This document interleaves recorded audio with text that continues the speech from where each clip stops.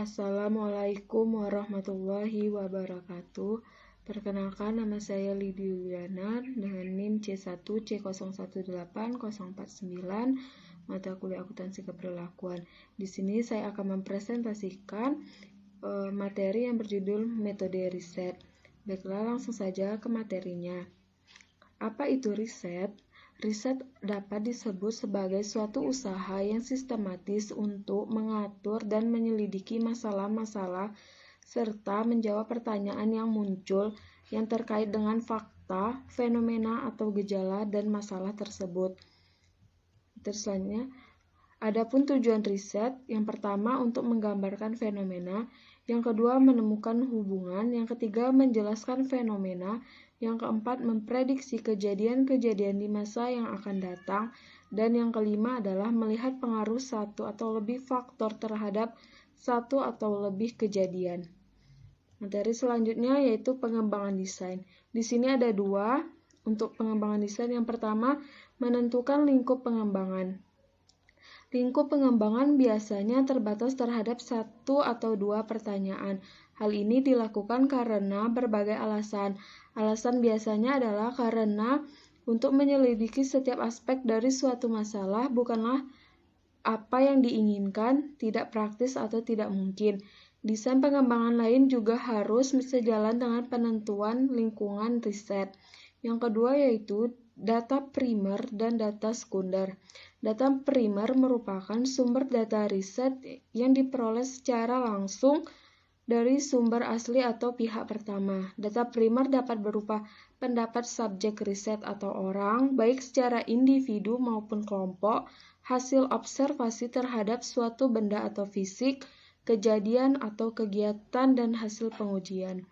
Yang kedua yaitu data sekunder, merupakan sumber data riset yang diperoleh peneliti secara tidak langsung melalui perantara. Data sekunder pada umumnya berupa bukti, catatan, atau laporan historis yang telah tersusun dalam arsip baik yang dipublikasi dan yang tidak dipublikasi.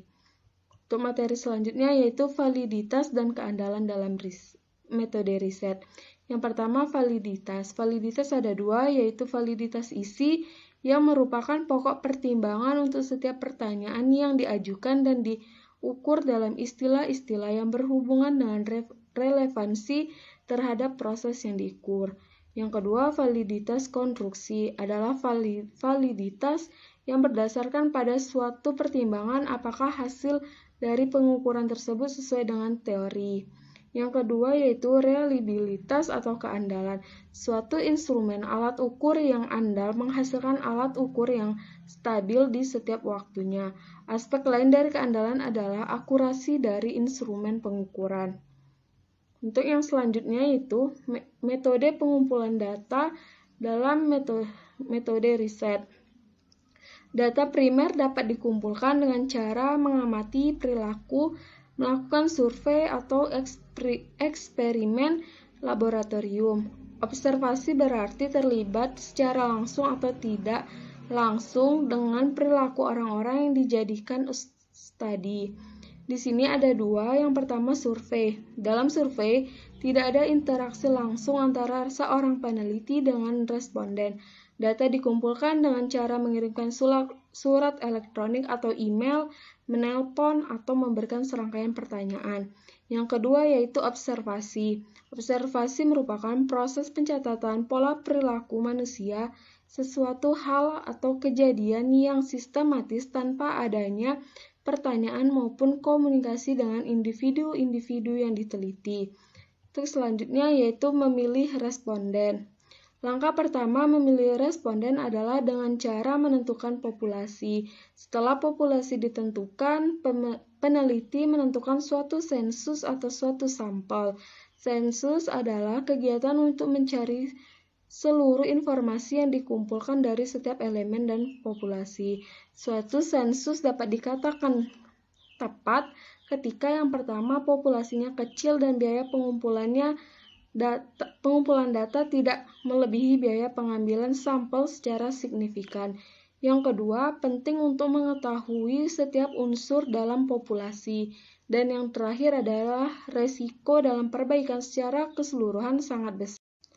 Dalam sensus tidak terdapat sampling error, tetapi terdapat kemungkinan adanya suatu penjumlahan yang signifikan terhadap sampling error pada masalah-masalah seperti pengendalian wawancara, bias wawancara, penanganan data, non-respon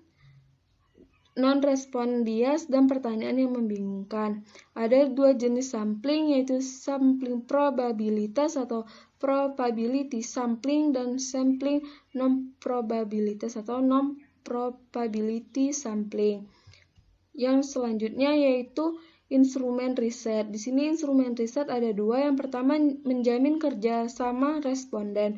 Ada beberapa teknik yang dapat menghasilkan tingkat respon yang tinggi. Pertama, sebelum wawancara dengan seorang responden, peneliti seharusnya mengirimkan surat yang menjelaskan tujuan umum dari wawancara tersebut dan responden dapat menghubungi mereka melalui telepon untuk membuat suatu janji wawancara. Untuk yang selanjutnya yaitu menjamin validitas dan keandalan kewajiban. Hanya informasi-informasi yang esensial yang seharusnya diharapkan dari responden. Para peneliti seharusnya menentukan dasar dari keinginan informasi dan memilih suatu format pertanyaan yang akan menyediakan informasi dengan sedikit pembatasan terhadap responden. Yang materi terakhir yaitu analisis data dan persiapan laporan, yaitu analisis data dilakukan setelah peneliti mengumpulkan semua data yang diperlukan dalam riset. Peneliti biasanya melakukan beberapa tahap persiapan data untuk memudahkan proses analisis data. Ketersediaan alat-alat analisis memberikan gambaran bahwa suatu alat analisis dengan alat analisis lainnya dapat dengan saling bergantian dimanfaatkan, dan kadangkalanya hanya ada satu alat analisis yang dapat digunakan. Sebagai tahap akhir dari suatu riset adalah penyusunan laporan riset. Laporan riset secara umum berisi tentang hal-hal yang terkait dengan apa saja yang dilakukan oleh peneliti sejak tahap persiapan riset hingga interpretasi dan penyimpulan hasil analisis. Itulah materi yang dapat saya jabarkan. Mohon kurang dan lebihnya saya mohon maaf. Saya akhiri. Wabillahi taufiq wal hidayah. Wassalamualaikum warahmatullahi wabarakatuh.